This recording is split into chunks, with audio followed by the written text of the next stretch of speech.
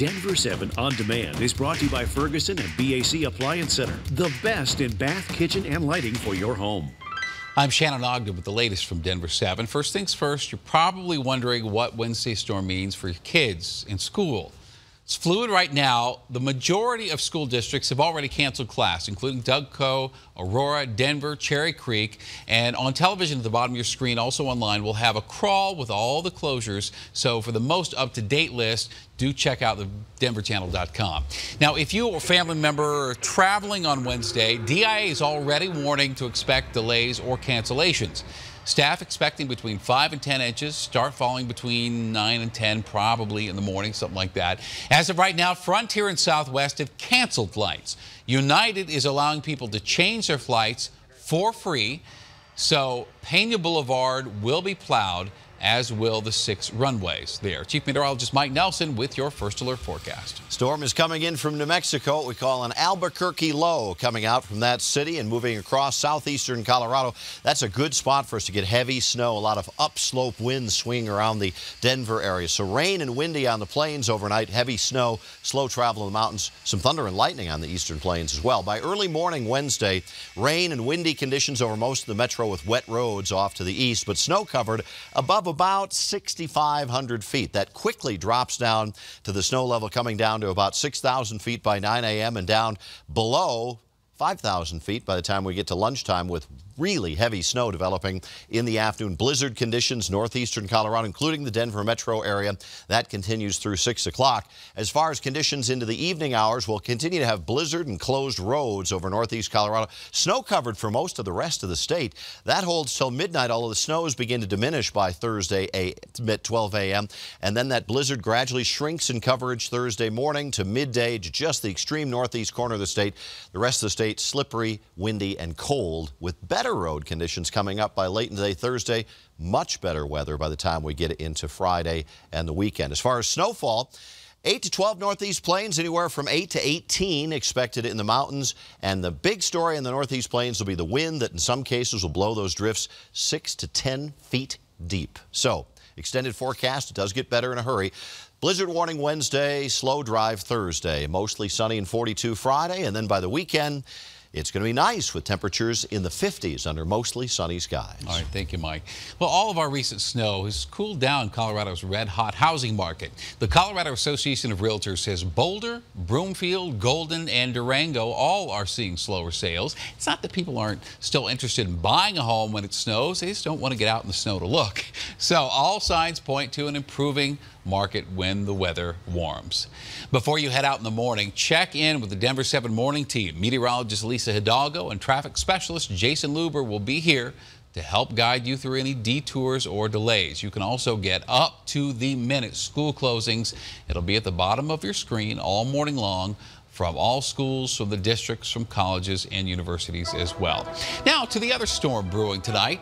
18 Colorado counties say they will defy the state and refuse to follow orders if the red flag bill becomes law. That number could grow past 20 counties tomorrow. We've been taking a 360 approach to this fight for weeks now. On one hand, you have those who believe taking guns away from people deemed dangerous is necessary for public safety.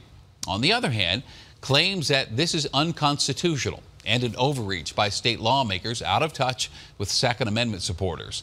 Well, tonight we are taking you to what's become the heartbeat of this battle, Douglas County. The sheriff there believes this law could have saved his deputy's life. The local government feels, though, it goes too far. Here's Denver 7's Jason Grinauer. All in favor say aye.